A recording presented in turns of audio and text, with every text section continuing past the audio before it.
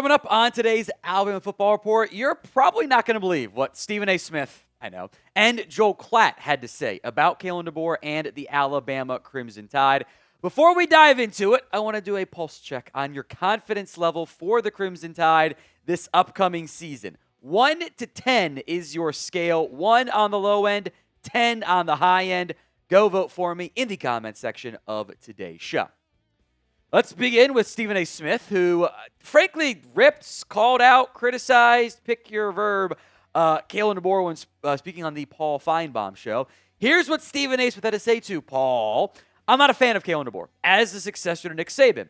I have no problem with him as a football coach. There was just something that's been missing, and it's always been missing. I knew it from day one because when he got there, I just saw a different persona than what Nick Saban brought to the table.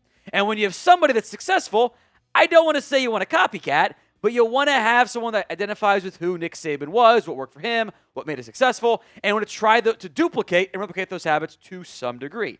I didn't see that in Kalen DeBoer. I watched this man, and in 2 years, he's lost 7 or 8 games. Nick Saban did that in his last 4 years combined at Alabama. Had he been coaching anywhere else, I'm sure he would have done a phenomenal job. But to go to Nick Saban, from Nick Saban to him, there was going to be something missing. Look, first off, I am not a fan of Stephen A. Smith. He is, let's be honest, he's not watching college football games. Not that a lot of the voters watch all the games anyway. I think that's proven time and time again with how they vote. But Stephen A. Smith is too busy doing on-air stuff and, also, if we're being honest here, teasing a presidential run, which is nonsense. He's not watching the games. What he's essentially saying is DeBoer's a good coach, but he's not Nick Saban, and somehow that makes him terrible. I don't understand that. You can go way back to when Nick Saban first retired. The first thing we were talking about on air here was, look, you're not going to replace Nick. Looking for Nick Saban 2.0 is pretty much an impossible task. Maybe Kurt Signetti actually is the closest thing to him, but also you are not going to hire James Madison's coach to Alabama coming out of that. That was never going to happen. When he was fired, there wasn't, even Nick said, it wasn't necessarily obvious replacement connection. And college football has changed dramatically in the last few years. Look at all these coaches who complain about the portal, complain about NIL, and jump ship at the first chance possible.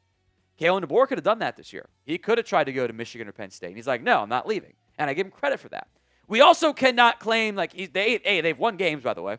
We'll come back to Joel Klatt's comments that I take issue with, too. We can't make the argument DeBoer's done fine so far, but he's using all of Nick Saban's players. Well, no. The portal means it's basically all new guys, essentially. Kalen DeBoer's won everywhere he's gone. We can toss out the first Fresno State COVID year, whatever. 9 wins in 2021, 11 and 14 at Washington, 9 wins and 11 wins the past 2 years. There have been down moments of, the Florida State game, getting your butt kicked by. Honestly, Indiana was a wagon. We can call it what it is. They were just the better team and the better coach team, by the way. But this idea that, Stephen A's comments come off as well, he's not Nick Saban, therefore I hate him. Well, then you're going to hate anybody that ended up getting hired by Alabama. So what I want you guys to do, because I don't think he's number one the same way Saban was, but it's not Saban. Rank Kalen DeBoer among college football coaches. Let me know in the comment section of today's show. I do think Saban had a very accurate statement after Bama's season ended earlier than we all would have liked. It's not bad to get to the playoffs and finish in the final 8, but it's not the expectation around here, which is tough to live up to sometimes. Saban's right. And I have, again, when they first round, refs change expectations, guys. You're not going to be the favorite to win the Natty every year. Your, pass-fail for a season is, did you make the college football playoffs, / did you win one of those games? That doesn't mean it's an A season. It can be a passing season, not be an A. It can be a B or whatever. It can be even a C if you have higher expectations. But the bar is insanely high at Alabama. It is an impossible to match bar. That's why I've said in the past, not specifically to Saban, I don't want to be the guy that replaces the guy. I want to be the guy that replaces the guy who replaced him in the first place. I didn't want to be first. I wanted to be second because the expectations, the bar, all of that, going to be a little bit less. But to his credit, DeBoer was not scared of that. This Alabama quarter zip is on sale, 30% off, plus free shipping, at chatsports.com/BamaQZ.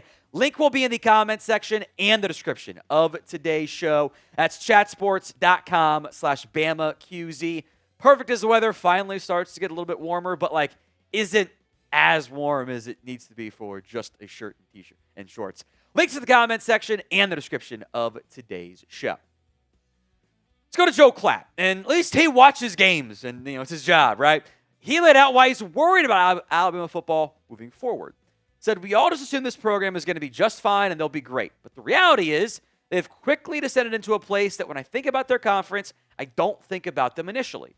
And I don't even think about them in the top three. When I think about the SEC, I immediately think of Georgia and Texas and, oh, by the way, Alabama.